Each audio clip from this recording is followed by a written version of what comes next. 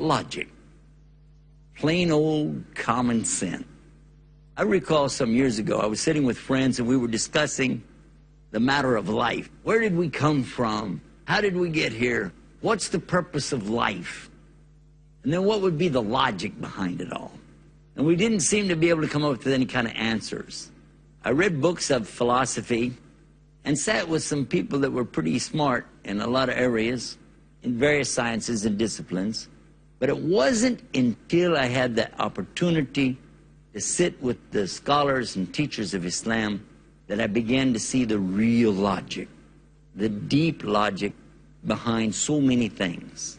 For instance, where did everything come from? Is there a common source? Is there intelligence behind everything?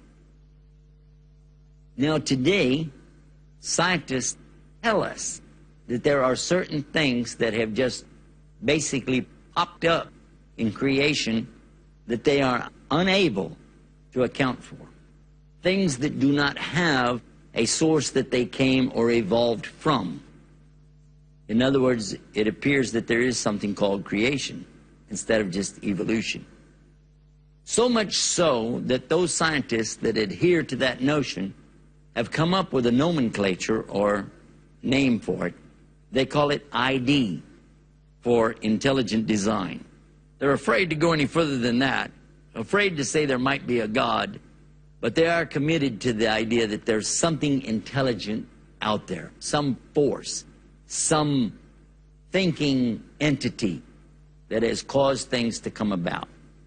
Of course, as soon as they say that, those who want to hold fast to the idea of atheism, those who would like to deny any kind of creator, those who would like to continue to promote this so-called theory of evolution, those folks are going to be very much against these guys with their ID or intelligent design. And they're going to say, that's not logical. But on the other hand, if you really think about it, what is logic? Think, if you acknowledge that there is a system, then you have to acknowledge that it came from somewhere. Things do not come about in organized fashion simply by chance. Let us consider that if you take a drinking glass and throw it down on the cement, it will break or shatter into many different parts. If you take another glass just like it and throw it down the same way, it will also break, but not in the same way, not with the same parts. And if you did that again and again and again, you will just see a lot of broken glass. But never, not one time out of millions, if you throw the glass down, will it ever form little small drinking glasses. Never. And by this same token, if you consider a junkyard, metal salvage, and a big wind or tornado comes through and picks up this metal and starts to twist it around and throw it around and move it and shape it and reshape it, never in the history of the universe would it occur that all of this metal would come down and form a brand new automobile with a motor running, would it? Never. And anybody who said so, you would just laugh at them. And if I ask you something as simple as the chair that I'm sitting in, where did it come from? And you'd say, well, of course it came from a manufacturer that makes chairs. It's a stupid question. But you agree it had to come from somewhere. Someone had to shape it. Yes. When you see an automobile pass by, you immediately identify, is this Mercedes? Is this Chevrolet? Is this Nissan? Is this Toyota? And they have emblems that tell you, and you can identify them immediately, yes? Using the logic. We have to look now to the universe and see. Look to the macro, the large. Look at the heavens. Look all the way out as far as you can see. Use your telescope and observe those planets. Look to those stars. Look at the moon and think. And where did it come from? And why is it in this movement? We see cycles. We see everything in cycles. And then when we take the microscope and we look again, and how do the molecules come together? How are they formed? What do they tell us about the atom? How is the shape of the atom?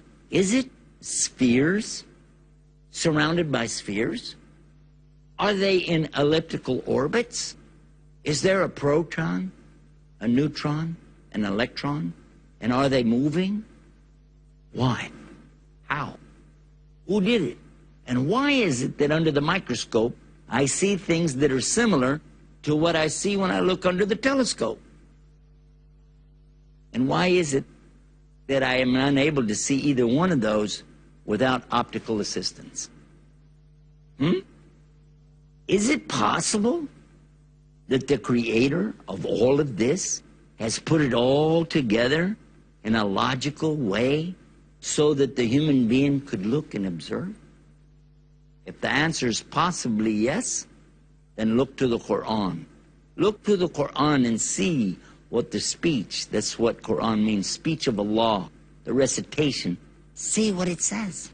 Because in fact, it asks you and asks me to consider, to think, to examine. Look to the heavens, it says. It even says that Allah, the creator of everything, is going to show signs on the furthest horizons and within our own selves, and he'll show proofs. So this would be logic. I want to specifically now come to one of the logics that most impressed me, quite by accident, and how it came about. It's called Sunnah. Sunnah in the Arabic language means the way that something is done. The moon moves a certain way. It twists and turns and goes in its orbit. The sun has an orbit that it is in. The earth is in an orbit around the sun. And all of this is called sunnah, the way that something is done. But when it comes to the Prophet Muhammad, peace be upon him, he also had things that he did in a certain way. Things that he said, things that he did, things that he approved of or disapproved of by his actions or being silent about it. All of that is called his way or his sunnah. One night as I was riding home, I became very tired.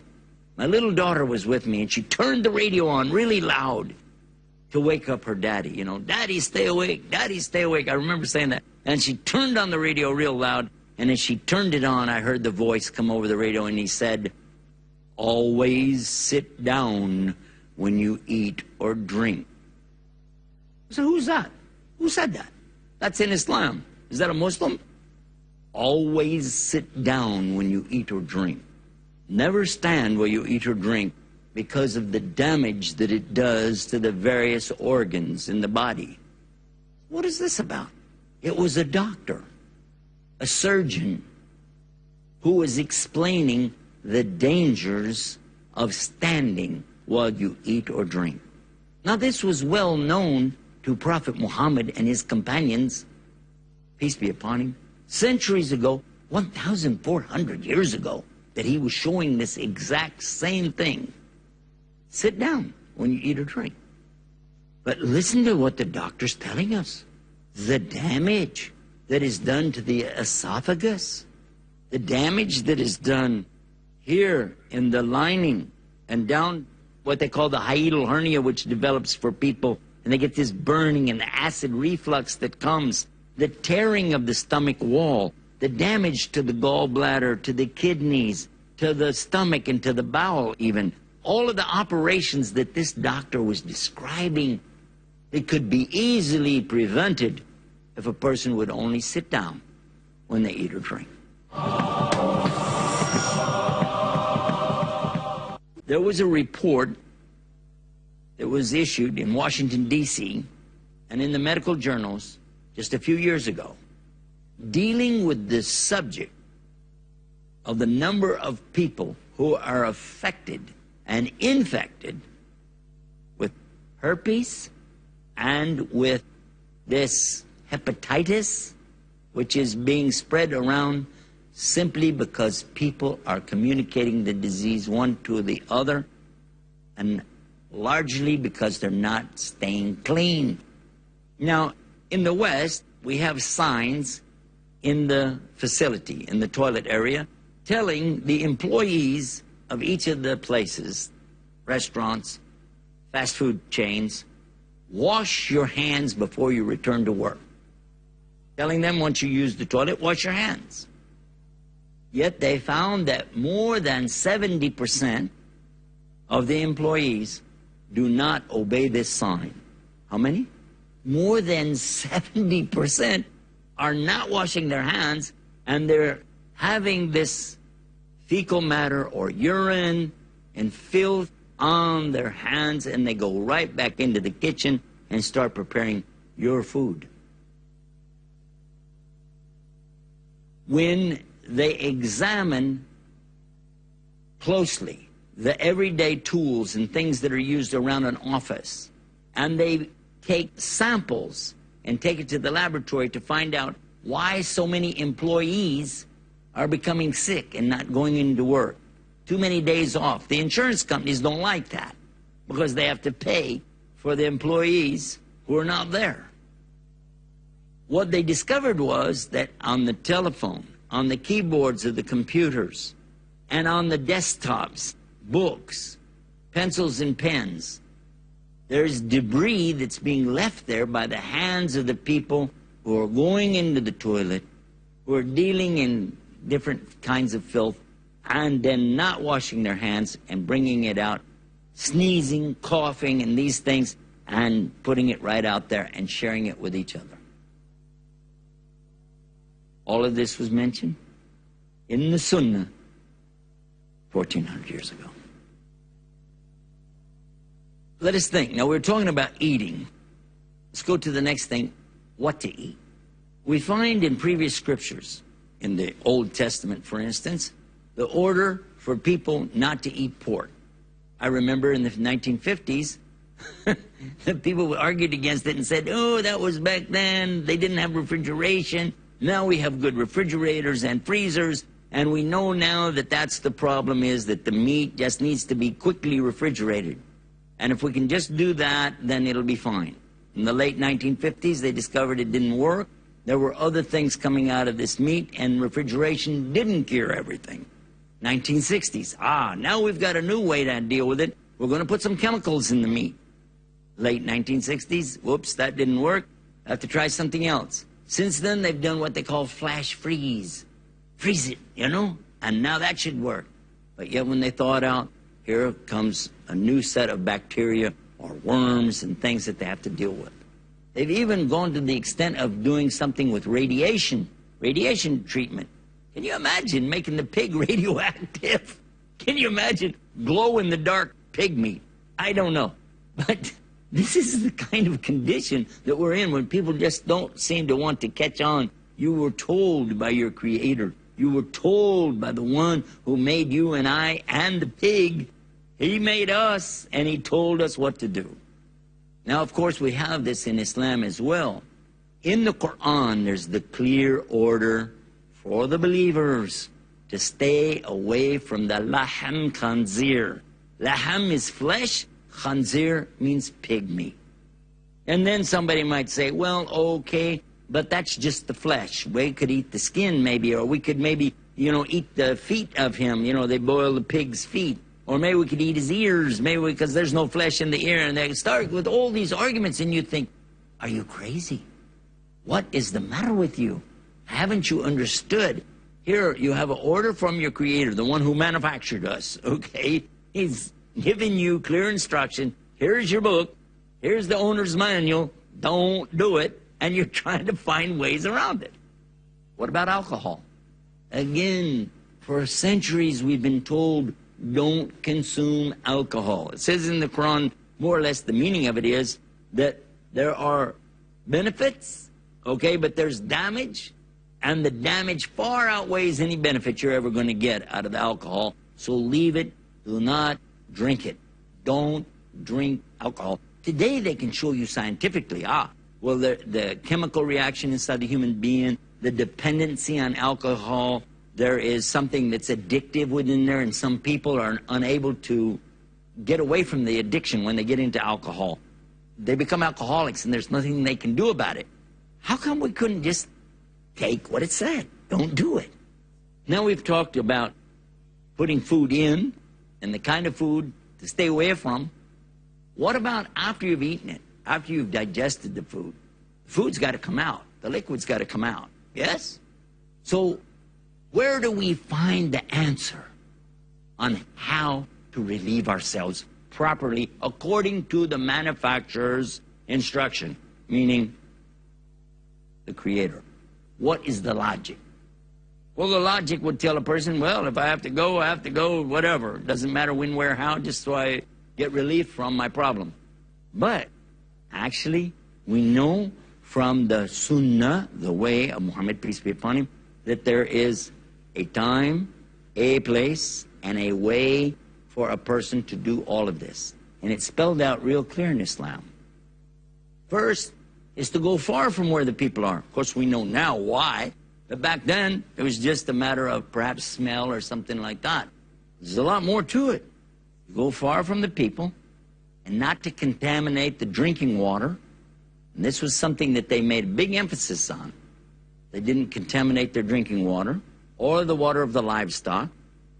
And for the men and women both, they were told to sit down, to sit. Because when you sit, you're following the Sunnah. This is the logic. Okay? But then if a person said, well, I don't see why today. But now we find, again, we go to our scientists, and they're telling us, oh, the one who stands and tries to relieve themselves is causing damage. And again, just as we learned about what happens when you eat and stand, also when you relieve and stand, it can cause problems, and the list goes on. But suffice to say, the proper way for both male and female is to sit while they relieve themselves. And when they finish, and now today, to be sophisticated, to be up to date, of course, you will use paper to clean yourself. And this is considered very hygienic. But in fact, if you were to go to the doctors, if you were to go to the hospital, and there was going to be an operation performed on your body, would they wipe you down with paper? Or do they wipe you down with some type of solution? And do they use like alcohol to clean you and things like that? And the answer is yes, they do. They are cleaning you with liquid. They're washing you with a liquid soap. Why aren't they using paper? Well, the doctor will tell you right away, it leaves debris. It leaves particles of the paper itself, and it doesn't get you clean. And when the doctor gets ready to do the surgery, does he wipe his hands with paper or does he wash? And the answer is he washes. He doesn't even dry his hands on any towel because he doesn't want to pick up any germs. Is that true or false? And the answer is yes. So if you understand that, how come you can't understand that what you were told in the logic of the Sunnah is for you, me, and for all times? Let's take one more example and just think about it. Suppose you went out to pick up the Sunday paper. You're out here, I'm going to get the Sunday paper today. You reach down to pick up the paper out in the yard, you know, and you grab it, and oh my goodness, somebody's dog has passed by and done something in the yard, and now I have it on my hand. Well, remember what we told you in the first place? You're supposed to have used your left hand, weren't you? But you didn't. You reached with the right to pick something up out of the dirt. All right, let's say I picked it up with the left hand, all right? I still have the stuff on there. Am I going to take part of the paper and wipe it? Or am I going to go to the faucet, turn it on, and wash it off? And the answer is known to you and I both. You're going to use water to wash it off. The water's the answer. And that's what was told to us 1,400 years ago. The logic is there. So many things that as I began to learn about this thing called Sunnah, it's just practical application. But check this out. And if this doesn't get you, I don't know what to tell you. In Spain, during the heyday of Islam, when the real science was being brought there 1,000 years ago, when people were really thinking, reflecting, and teaching, and they were into astronomy, geology, hydrology, and understanding how the water cycles work, many of the great sciences and disciplines were being developed at that time. And people traveled from all over the world, from Europe especially, to come and to be educated here. But at that time, was called the Dark Ages. And there was the Black Plague. And the people were suffering and dying en masse all through Europe. But this was not happening amongst the Muslims. The Muslims were free from that. And even when the Europeans came and brought their plague with them, they would even die. But the Muslims didn't catch it. It didn't spread. Now today they can explain it to you real easy. Well, that's pretty simple. The Muslims were washing themselves at least 5 times a day. They were cleaning themselves the way a surgeon does today. They ate with their right, not with the left. So they didn't pick up this infectious diseases. And when they eliminated, they had a certain place and a way, and they washed everything away with water, just as we use the modern day toilets, washing it away. All of this was 1,400 years ago. That's where it started. 1,000 years ago, we see what happened in Spain. And none of them ever got it. In fact, they showed the people of Europe what to do to cure their problem. And they took it all from what? The logic. The facet of Islam called logic. Now, it's not the logic of you and I, and it's not the logic of the scientists that I'm talking about. It's the logic of the Creator who knew what He created in the first place. And when He gives us something as beautiful and as simple to use as something called Sunnah of Muhammad sallallahu alaihi wasallam, peace be upon him, then what is stopping us from using our logic to recognize, hey, this is something that I need for me? It's as simple as that, isn't it? Simple as that. Simple logic. Here we have the example in front of us. We know that Muhammad, peace be upon him, is the last messenger for all human beings, for all time. And he's telling us, do this, don't do that. Follow this way, follow this sunnah.